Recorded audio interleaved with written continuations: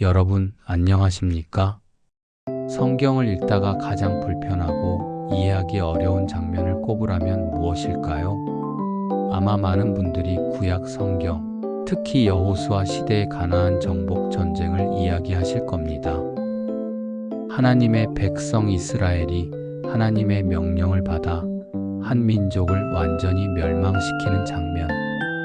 도대체 사랑과 자비의 하나님께서 어떻게 이런 전면적인 파괴를 명하셨을까요? 신성한 전쟁, 하나님의 전쟁이라는 이 주제는 수천 년 동안 신학자들뿐만 아니라 오늘날 우리에게도 심각한 신앙적 질문을 던져왔습니다. 우리가 오늘 깊이 묵상할 내용은 바로 이 불편한 진실을 대쟁투라는 우주적인 맥락에서 풀어냅니다.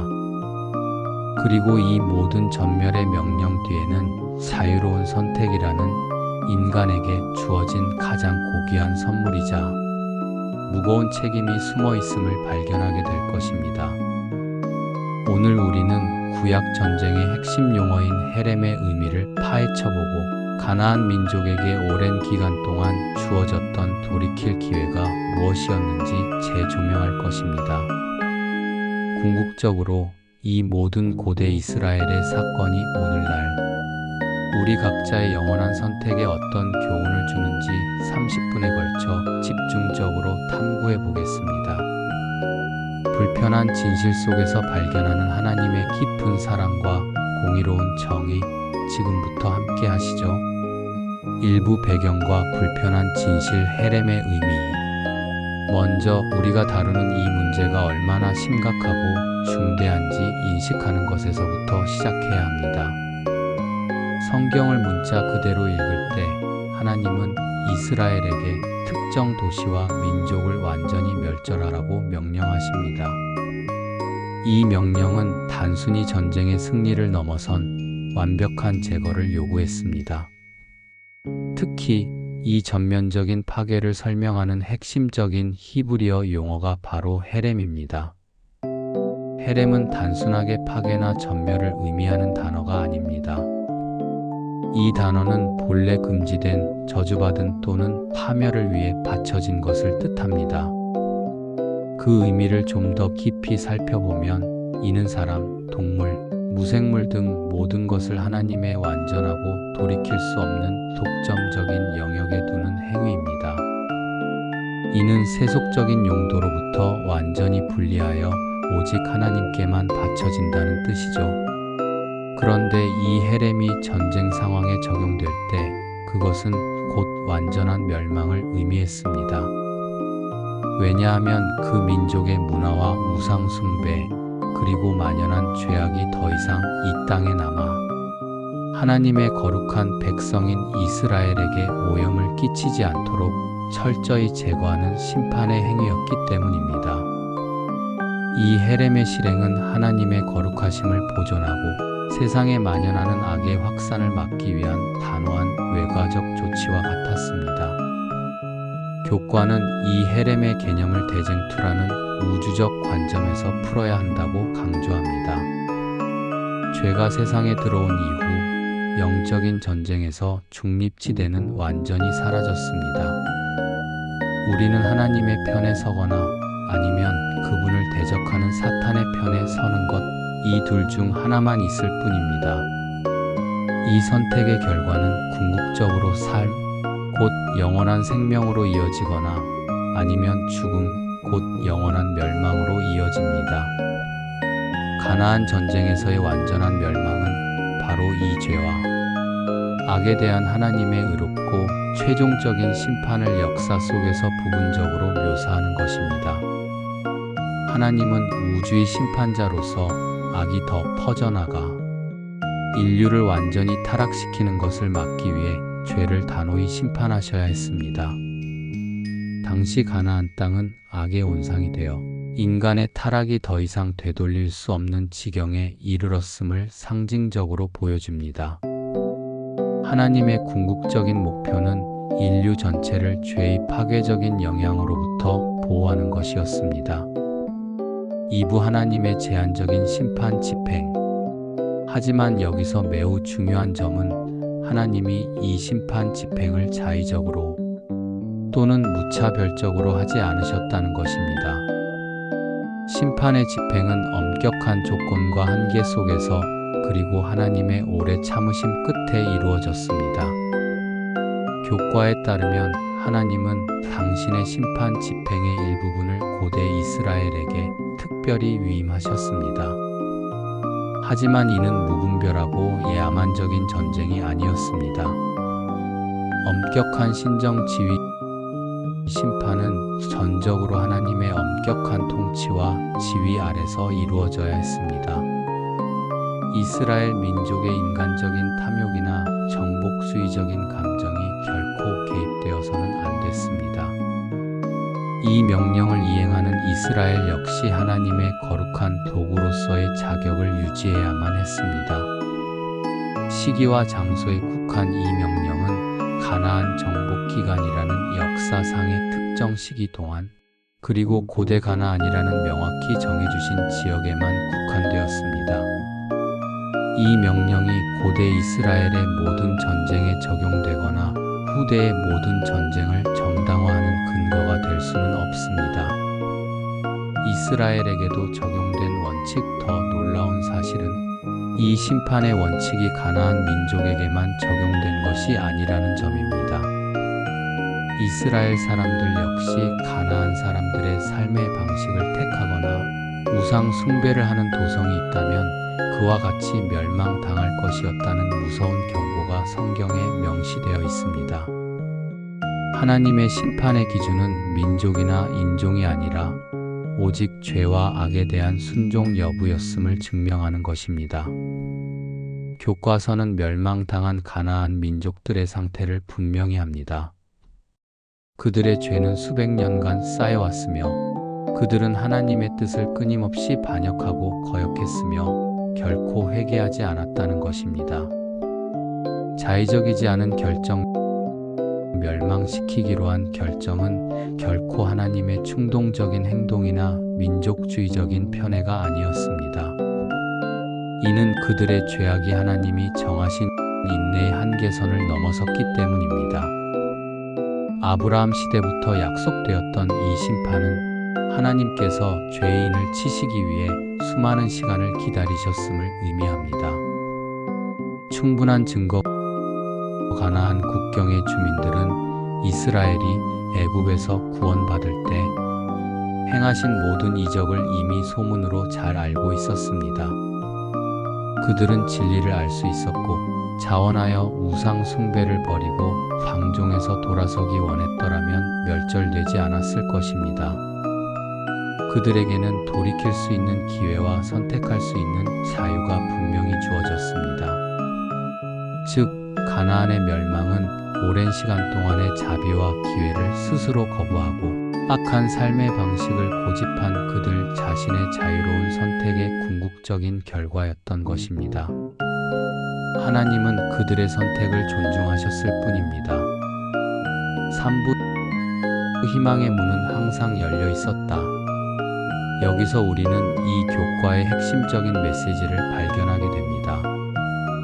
비록 전쟁의 대상과 집행자 집단이 미리 정해져 있는 것처럼 보였지만 멸망의 대상이라도 언제나 구원으로 이동할 가능성이 존재했다는 것입니다.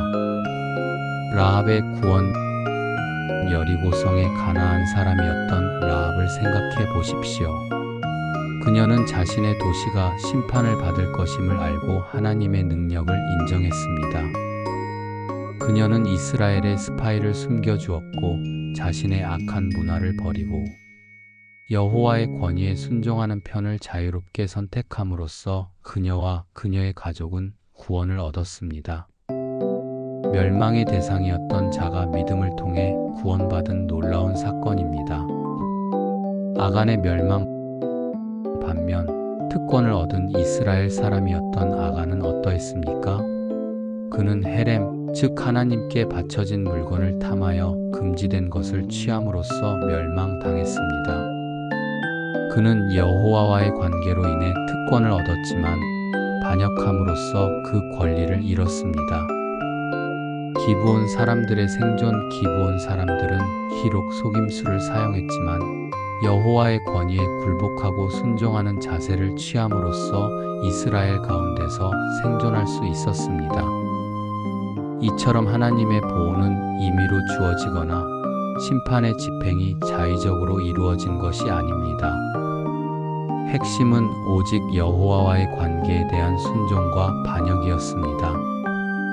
멸망의 대상이었던 자라도 여호와께 순종하면 살 수 있었고, 특권을 얻은 자라도 반역하면 멸망당했습니다. 이 모든 사건은 우리에게 자유로운 선택의 막중한 결과를 극명하게 보여줍니다. 하나님은 인간에게 가장 고귀한 선물인 자유의지를 주셨습니다. 그분은 강요가 아닌 사랑과 기쁨으로 당신을 선택할 수 있는 기회를 끊임없이 주셨습니다. 가나안인의 선택. 그들은 바로 왕처럼 하나님의 증거를 보고도 끝까지 반항하고 거역하며 악한 문화와 함께 소멸되는 쪽을 선택했습니다. 우리의 선택. 오늘날 우리 역시 이 영적인 대쟁투 속에서 매 순간 이 선택의 갈림길에 서 있습니다. 세속적 가치관과 악의 유혹을 따라 죽음의 길을 택할지, 아니면 하나님의 말씀에 순종하여 영원한 생명의 길을 택할지. 이스라엘의 역사 속에 있었던 헤렘의 교훈은 하나님이 죄와 악을 얼마나 진지하게 대하시며 거룩한 정의를 위해 심판하실 수밖에 없는 분인지를 깨닫게 하는 동시에 회개하고 돌이킬 자에게는 언제나 구원의 문이 열려 있음을 강력하게 증언하는 메시지입니다. 4부 실생활 적용 및 결론. 이제 이 무거운 구약의 교훈을 오늘날 우리의 삶에 어떻게 적용할지 묵상해 봅시다. 4.1. 영적인 교훈. 돌이킬 기회를 소중히 여기라. 하나님께서 가나안인들에게 광야 40년보다 훨씬 긴 시간을 주셨음에도 그들은 돌이키지 않았습니다. 이 사실은 오늘날 우리에게 깊은 영적인 교훈을 줍니다. 하나님의 오래 참으심. 하나님은 지금도 우리를 위해 오래 참고 계시며 회개하고 돌아오기를 기다리고 계십니다. 우리가 죄 가운데 있을 때에도 우리의 잘못을 경계하는 잠언의 말씀을 통해 우리를 끊임없이 부르고 계십니다. 이 부르심은 하나님의 자비이자 동시에 우리에게 주어진 마지막 기회일 수 있습니다. 자유의 남용 경계. 가나안인들이 자유로운 선택을 남용하여 악의 길을 고집했듯이 오늘날 우리도 주님께서 주신 시간을 이기적인 삶이나 악한 습관을 유지하는 데 낭비하고 있지 않은지 깊이 돌아보아야 합니다. 즉각적인 순종. 우리는 내일을 장담할 수 없습니다. 돌이킬 기회가 주어졌을 때 지체 없이 즉각적으로 순종하는 것이 영원한 멸망을 피하고 영원한 생명을 얻는 가장 현명한 지혜입니다. 4.2. 실천적 적용. 평화와 사랑의 선택. 우리가 하나님을 믿기로 선택했다면 그 선택은 우리의 일상에서 구체적인 열매를 맺어야 합니다. 악을 심판하신 하나님이 궁극적으로 원하시는 것은 정의와 평화의 회복입니다. 평화의 도구가 되기. 우리 삶의 자리에서 싸움과 갈등이 아닌 평화의 도구가 되는 것을 선택해야 합니다. 세상은 계속해서 분노와 대립을 부추기지만 그리스도인들은 작은 친절과 사랑의 행동으로 세상의 어둠을 밝히는 빛이 되어야 합니다. TMI 실천의 중요성. 교과에서 제시된 TMI 실천 사항들, 편지 쓰기, 엘리베이터 문 잡아주기, 이웃을 위한 봉사 등은 우리가 하나님을 자유로운 선택으로 사랑하고 있음을 증명하는 구체적인 행위입니다. 이는 단순한 봉사가 아니라 하나님의 사랑을 이웃에게 전이시키는 통로이며 우리 삶에서 헤렘과는 반대되는 생명을 선택하는 실천입니다. 사랑과 기쁨으로 선택. 우리의 순종이 의무나 강압이 아닌 하나님의 크신 사랑에 대한 자발적인 응답이 되도록 매일 기도해야 합니다. 우리가 사랑으로 충만할 때 순종은 더 이상 짐이 아니라 기쁨이 됩니다. 4.3 마지막 기도와 도전. 결론입니다. 사랑하는 시청자 여러분, 가나안 전쟁의 불편한 진실은 우리에게 하나님의 거룩하신 정의와 인간에게 주어진 자유로운 선택의 무게를 동시에 가르쳐 줍니다.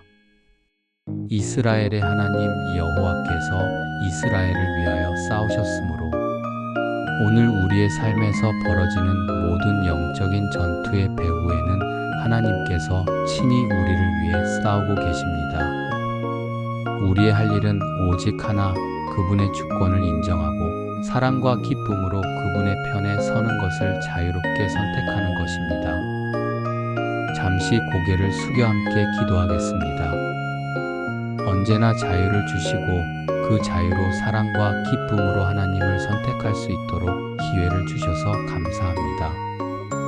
주님에 대한 오해가 세상에 가득하지만 저희가 하나님을 바르게 알 수 있도록 도와주시고 저희가 받은 이 고귀한 자유를 주님의 사랑을 나누는데 사용할 수 있도록 축복해 주옵소서. 저희의 모든 삶의 자리에서 주님을 선택하게 하시고 궁극적인 구원의 영광에 이르게 하옵소서. 예수 그리스도의 이름으로 기도합니다. 아멘. 다음 주에도 이어질 구약의 깊은 진리를 함께 연구하고 싶으시다면 구독과 알림 설정 잊지 마세요. 시청해주셔서 감사합니다. 안식일을 평안하게 지내시기 바랍니다.